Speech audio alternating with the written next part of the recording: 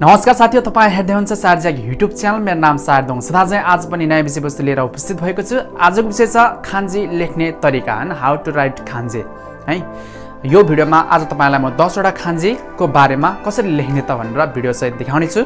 सुरुमा हैन खान्जी पढ्ने बेलामा त्यसको लेख्ने तरिका हैन धेरै गाह्रो हुन्छ हैन। खान्जी लेख्दाखेरि तपाईले जुन जेपिटी पाराले हैन लेखेर पनि हुँदैन, त्यसको पनि जुनमान हुन्छ, जुनमान हुने क्रम छ हैन। पहिला कुन लेख्ने त्यसपछि कुन लेख्ने भन्ने एउटा त्यसको रुल्स हुन्छ। सो यो भिडियोमा 10 वटा खान्जी चाहिँ कसरी 10 वटा खान्जी मैले देखाउने छु। त्यो खान्जी चाहिँ कसरी लेखिन्छ हैन, सुरुमा कुन हैन लाइनबाट स्टार्ट गरिन्छ, सो त्यसको बारेमा डिटेलमा देखाउने छु। भिडियो लास्टमा हेर्दिनु होला। Okay, let's go.